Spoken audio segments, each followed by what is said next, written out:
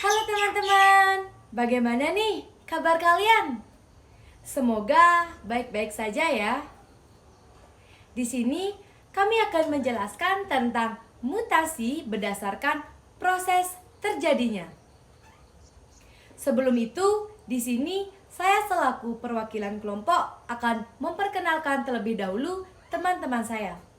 Ada Nikade Dwi Hari Pratiwi, Niwayan Kirani, Niwayan Trisna Wulandari, dan saya sendiri, Ninyoman Gita Indah Purnami.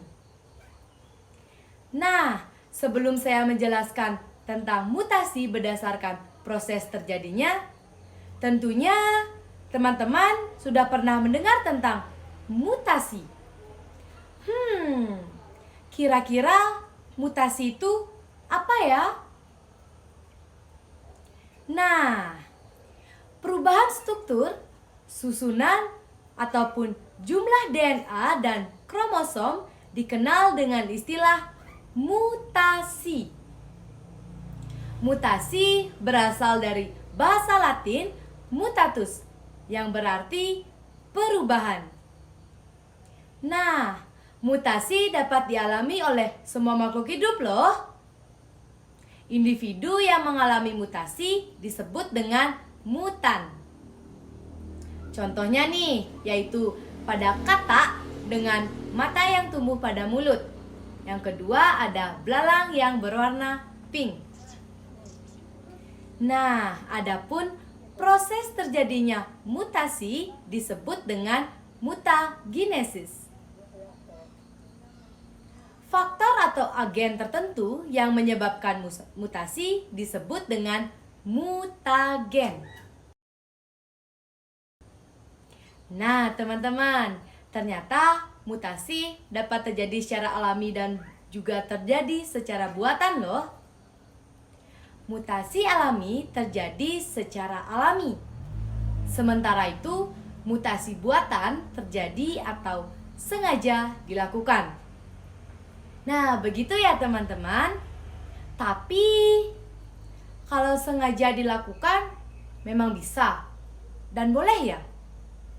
Nah, karena itu, yuk kita simak bareng-bareng. Kita bahas tentang mutasi alami terlebih dahulu ya teman-teman. Halo teman-teman, perkenalkan nama saya Niwayan Kirani, nomor absen 27. Jadi kita akan bahas tentang mutasi alami ya teman-teman. Mutasi alami atau yang dikenal juga dengan mutasi spontan adalah perubahan mutasi genetik yang terjadi secara alami atau dengan sendirinya di alam.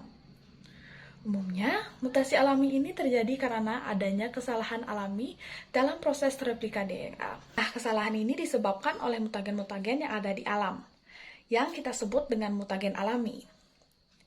Ingat ya teman-teman, mutasi alami ini disebabkan oleh mutagen alami. Tapi, apa ya contoh dari mutagen alami? Contoh dari mutagen alami diantaranya nih, ada sinar matahari, lalu sinar kosmik, unsur radioaktif di alam, virus, bakteri, serta gas dan zat kimia yang ada di alam. Nah, sekarang kita juga perlu tahu nih karakter dari mutasi alami. Nah, karakter yang lainnya yaitu bersifat merugikan. Kalian tidak usah khawatir. Kenapa? Karena jarang terjadinya nih. Nah, peluang kejadiannya yaitu sekitar 1 dalam 1 sampai 1 miliar pembelahan sel. Begitu ya, teman-teman. Walaupun peluang kejadiannya jarang sekali, tetapi ternyata mutasi alam ini mempengaruhi proses evolusi loh, atau merupakan salah satu faktor penting dalam evolusi. Sekarang penasaran nggak sih contoh mutasi alami apa saja?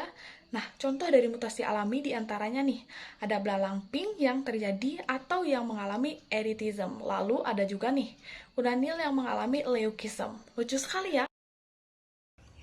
Halo semuanya, perkenalkan nama saya Niwayan Trisna Wulandari, nomor 28. Nah, pada kali ini saya akan membahas tentang mutasi buatan. Mutasi buatan atau yang dikenal dengan mutasi induksi lebih sering terjadi. Mengapa? Karena mutasi buatan merupakan perubahan materi genetik makhluk hidup yang secara sengaja dilakukan oleh usaha manusia dengan tujuan tertentu. Umumnya, tujuannya yaitu untuk meningkatkan kualitas hidup. Tapi prosesnya bagaimana sih? Nah, proses terjadinya mutasi buatan yaitu dengan cara memberikan mutagen buatan. Mutagen buatan ini dapat memicu terjadinya perubahan materi genetik pada makhluk hidup sesuai dengan yang diinginkan.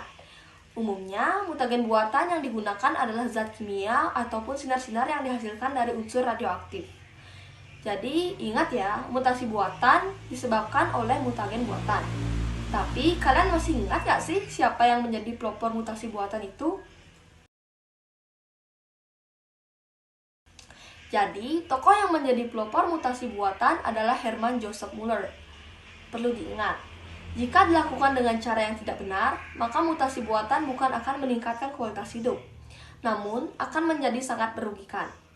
Jadi, mutasi buatan ini tidak bisa dilakukan secara sembarangan. Om Swastiastu. Perkenalkan, saya Nika Dewi Pratiwi, nomor absen 20, kelas 12 MIPA 1. Kali ini saya akan menjelaskan tentang dampak positif dan dampak negatif dari mutasi buatan dan mutasi alami. Yang pertama yaitu dampak positif dari mutasi buatan. Mutasi dapat menghasilkan organisme unggul, contohnya tanaman poliploid yang dapat menghasilkan buah besar tanpa biji, masa panen yang relatif singkat, serta produktivitasnya yang tinggi. Sedangkan dampak negatif dari mutasi buatan yaitu poliploid umumnya menghasilkan keturunan secara generatif. Sekarang saya akan menjelaskan tentang dampak positif dari mutasi alami. Yang pertama, mutasi alami dapat menghasilkan individu yang mempunyai sifat atau fenotip berbeda dengan anggota spesies yang sama, namun tetap mempunyai kondisi yang sehat. 2. Dampak positif dari mutasi alami diantaranya adalah dapat menghasilkan keragaman fenotip pada tanaman. Keragaman tersebut dihasilkan melalui budidaya tanaman. Dampak negatif mutasi alami yang pertama, mutasi dapat menyebabkan kematian. Kematian ini biasanya disebabkan oleh mutasi alam. Mutasi alam sangat berbahaya dan terjadi secara tiba-tiba dan acak.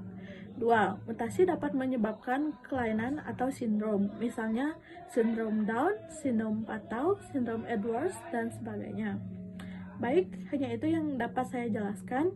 Jika ada kekurangan kata atau perkataan yang kurang berkenan di hati, mohon maaf saya ucapkan. Terima kasih. Audio Jungle.